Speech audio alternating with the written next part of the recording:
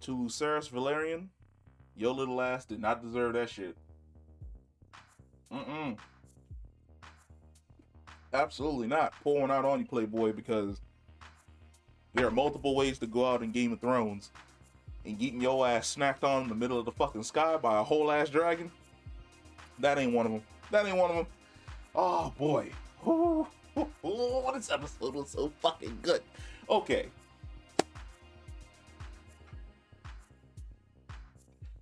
I'm we're gonna be a little bit jumbled here because I'm gonna talk about like things that I really, really like. Storm's End. First off, I believe this is the first time we've ever arrived at Storm's End in a middle of a fucking on show-wise at least, in the middle of a fucking storm. Looks absolutely fucking fantastic. The fact that it's like on the side of a cliff and there's lightning and there's fucking rain and Luke lands in the middle of the courtyard, he hops off, and then like a fucking predator rising out of the goddamn shadows, you see Vhagar in the background, and she fucking roars, and there's goddamn lightning, and you're like, this ain't good, bruh. I'm gonna tell you right now, if you send me on a mission, and I arrive at the mission, and I would say that my dragon is the size of a nice convertible, right? It's about the size of like I don't know, a Tesla. So I arrive in my Tesla, and I step out of my Tesla, and as I turn around, fucking Godzilla rises up on the opposite side of the goddamn wall. I am getting back inside my Tesla, and I am driving away. Because fuck that. That is a beautiful fucking shot of Vhagar. Just mwah, fantastic. Holy shit. Guess what? It's fucking nighttime, and I can see what's going on. Whoever did the nighttime shooting for this specific episode, congratulations, you've been promoted. You're now in charge of all nighttime shots for Game of Thrones going forward from here. Because I know Game of Thrones likes to do that whole, well, we shot it in the morning time and then we basically just dim the lights. Fuck all that. Put that person in charge. They are now, you've been promoted. You've been moved up from whatever your original position was to the guy who's in charge of shooting shit at nighttime. Because I could perfectly see and follow everything that's going on. Absolutely perfect use of fog of war, wind, rain, lightning, low visibility, zooming through the fucking canyon, attempting to goddamn survive a fucking monster dragon chasing the hell out of you. Like, I was white knuckling. I felt the pressure that Luke was under trying to get the fuck out of there. But he made a mistake, bruh. Dragons are prideful. They're absolutely prideful. The second his dragon, which I think is Eric's, no, I may be wrong. I'm horrible with names. But the second his dragon hit Vhagar with that fireball, Vhagar went from my master wants me to just scare this dude to I'm gonna eat you fucking alive, you fucking hippie youngster. Because Vhagar is literally like that World War II veteran who you heard stories about them being on the battlefield doing ridiculous shit. Vhagar is a she-war dragon. She has survived the Doom of Valyria, all of Aegon's conquests, all the bullshit that Maegor the Cruel got up to. She's survived a ton. She's got scars all over her body, and she has a no-nonsense attitude. Her attitude is leave me the fuck alone. The second that she got hit with that fireball, I am pretty sure that dragon saw red. And that red was basically, I need to kill you. I don't give a shit if you have a bond on your back. I don't give a shit if you're doing this over there. I need to kill you, because there's no way you're getting back to the dragon pit to talk shit about what you just did to me. And that's what she did. Caught him in the sky. Just ate his ass. Instantaneously bit that man in half and kept it fucking moving. And I like the fact that it's a departure from the books, because in the books we're basically told, and I've said this before, but the book Fire and Blood is a contemporary piece. It's being written in the time of Robert's Rebellion or post Robert's Rebellion. And this guy is 200 years. He's using secondhand accounts from the people that were around there. I like the fact that the way in which Aemond reacts in Storm's End is something that if you were to write a Raven, which I feel as though sending a Raven is the equivalent of posting something on TikTok in Westeros. If you were to write a Raven, you're writing it from your perspective. Aemond wants to kill him because he took his eye, and he wants to slice out his eyes and get revenge on Luke for what basically happened to him in the past. And then that's the last time you see Aemond.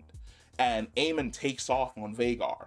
And from their accounts, you're downstairs, and you probably do see up in the sky a flash of light, and you're like, that's Dragonfire, they're fighting up there.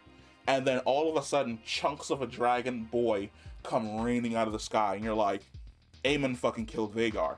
From your perspective, Aemond took off, chased after Luke, killed Luke in cold blood, and then went back to King's Landing. From Aemond's perspective, he is fucking terrified because he just lost control of Vhagar, and Aemond's usually the one that's down to earth.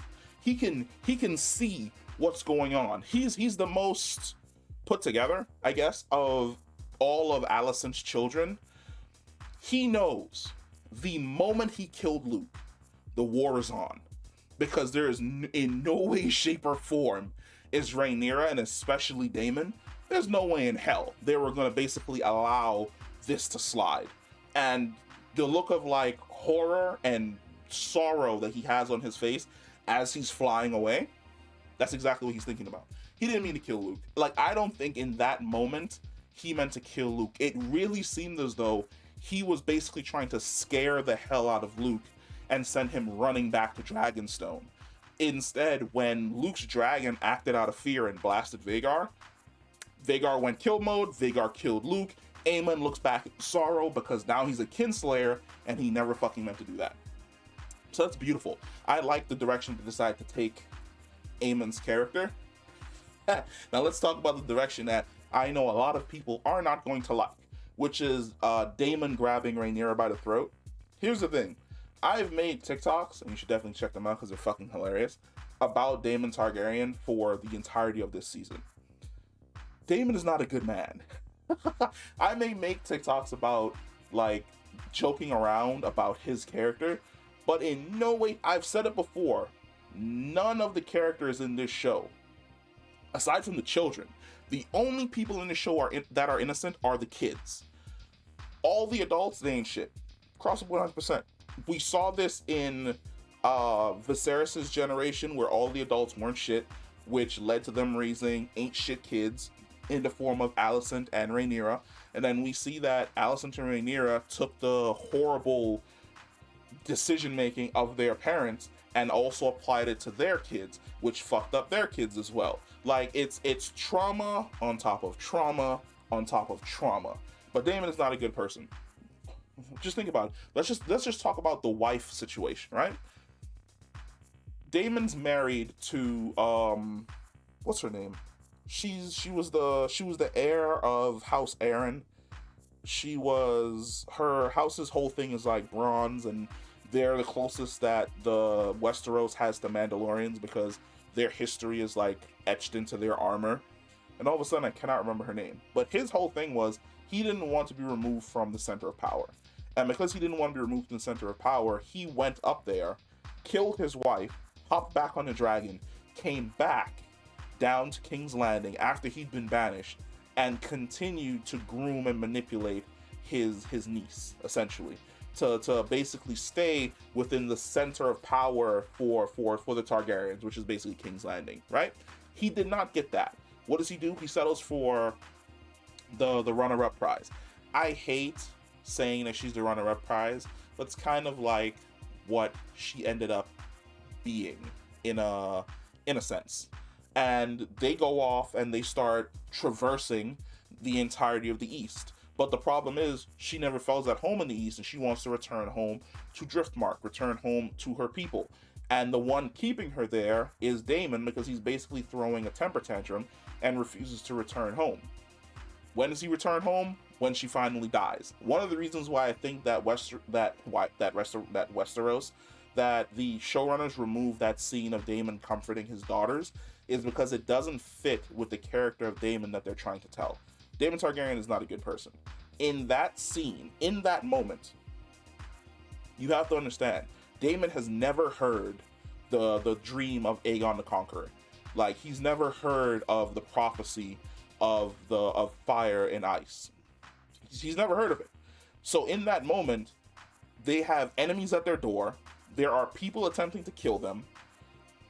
They're the crown, the kingdom has just been usurped by Aegon II.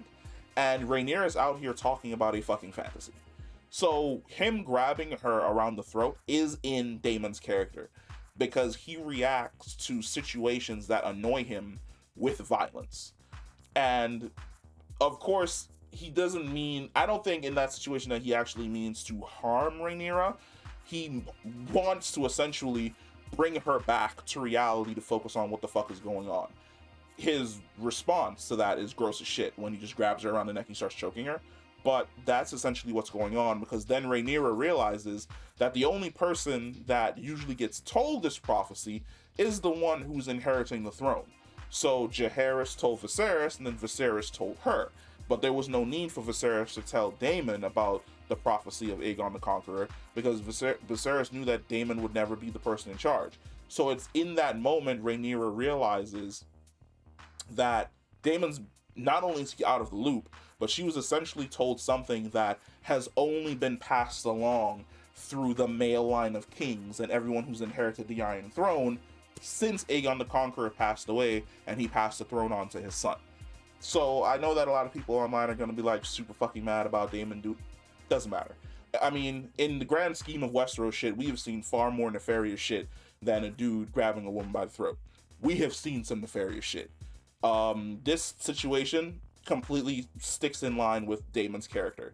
And to be quite honest, Daemon for the show still hasn't reached the nefarious levels of Daemon from the books.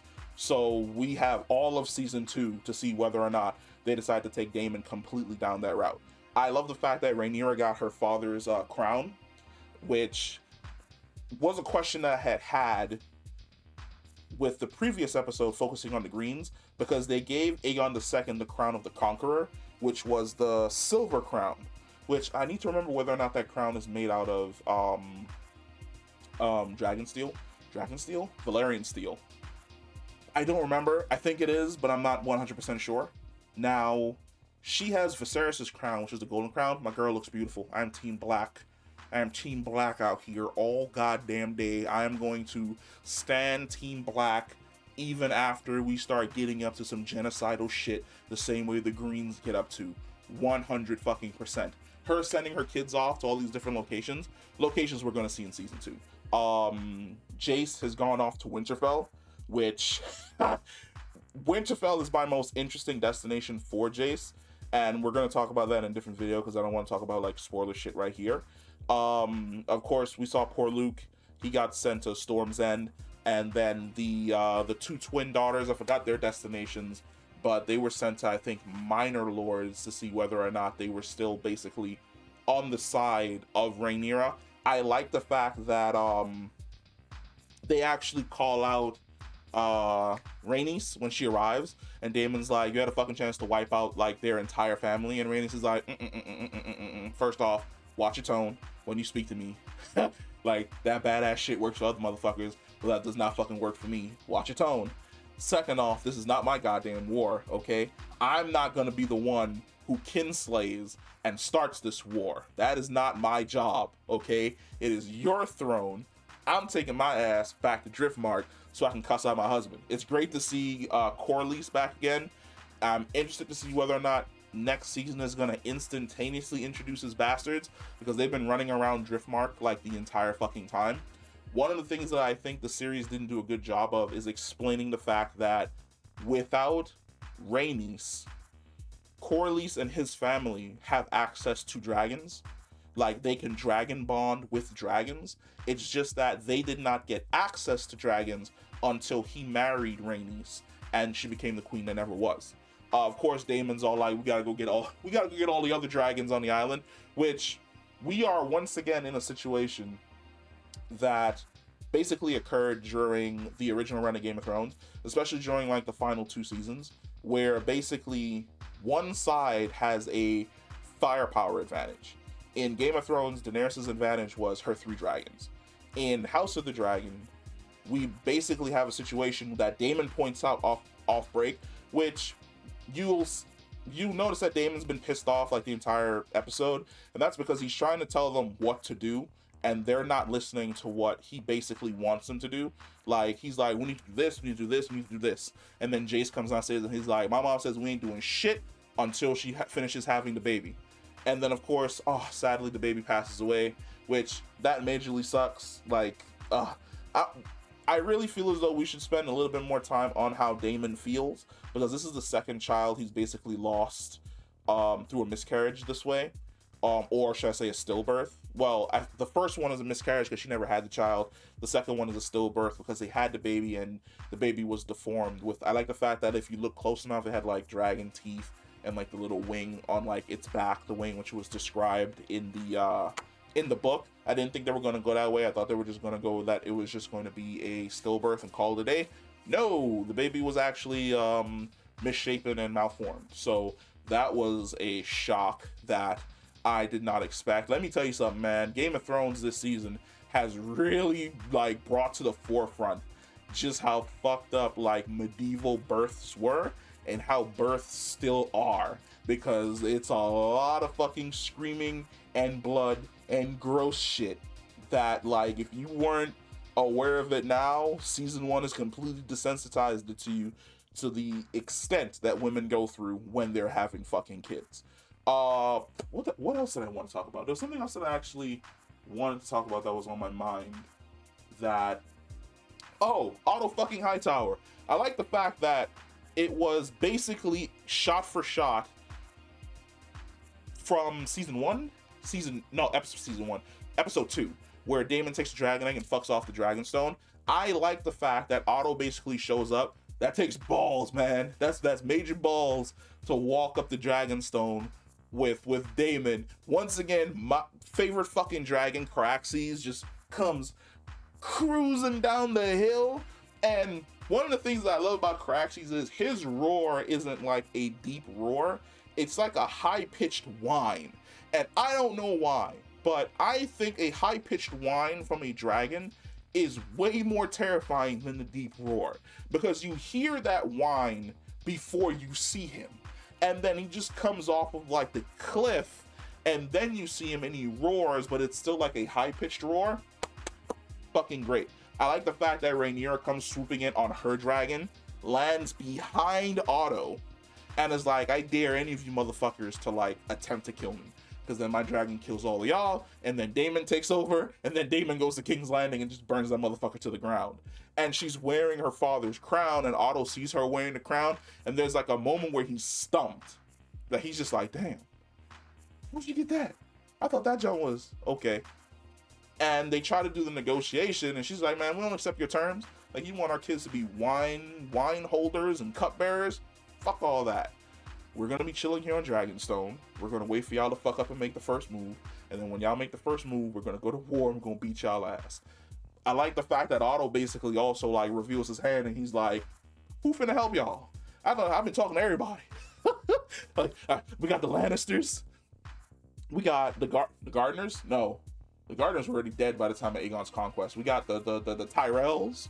Like we've got Old Town, we got so-and-so, we got blah, blah, blah. I've sent missives to the Starks, I've sent missives to the Aryans, I've sent missives to the Wall, I've sent missives to I've sent missives to Driftmark. I've been talking to everybody. I've been talking to everybody. I've got 70% of Westeros on my side. What you got? Except for these 50 people on Dragonstone. You ain't finna do nothing. And I like the fact that Daemon's like, 50 people, sure, but we got dragons, bro. And he's right. Like, we may be 50 people, but we have dragons. Like, I don't think a lot of people understand, like, the type of savage I would be if I was in the Game of Thrones universe. Because I see, like, a lot of situations, and I'm like, oh, I'll just attack you when you sleep. What you mean? I don't need the Red Keep. I got Dragonstone. You want to talk to me? Come to Dragonstone. You be chilling in the Red Keep, and I just fly on in, bathe the entire Red Keep in dragon fire. Call it a day. War over. The war is over in like a week. Like, me and Daemon are basically on the exact same sides, because Daemon's whole thing is scorched earth. Hop on my dragon, fly to King's Landing, burn that bitch to the ground, call it a fucking day. Done. War's over. The war lasted 3 days. Aegon II's rule lasted 3 days. The Red Keep got turned into Harrenhal, Part 2. But no, we gotta talk. But, and then of course the ending. Like, she knew that the Greens were gonna have to be the one that made the first move in this war. I don't think she wanted that first move to be her son. As somebody who, like, one thing I can say about Game of Thrones, from the book to the show, as somebody who's read the book, I will watch the show and completely forget while I'm watching that I read the book. That's how good it is. Completely forget while I'm watching that I know exactly how this is supposed to play out. And then when it plays out, I'm like, what are you doing? Of course this is what happens. You read it already. That's how good it is. The show completely sucks you in. Turns off all of your other brain cells so you focus on what exactly is going on. And then when everything is over, you're like, why am I shocked? Why is my blood pressure up? Because the show is goddamn good. It holds your fucking attention. And we have to wait 2 years for season 2. That's a long ass wait. That's a long wait. So, whew, 2 years? I mean, 2 years and multiple other projects. Hopefully by then we've got like 4 Game of Thrones shows happening at the exact same time, so that the Game of Thrones audience can do what every other audience that loves like a fandom does. Start comparing the shows to one another and just eat each other alive. But I fucking love this episode. This episode was dope as shit. Comment down below, let me know what you think, and I will catch you in the next one. Peace.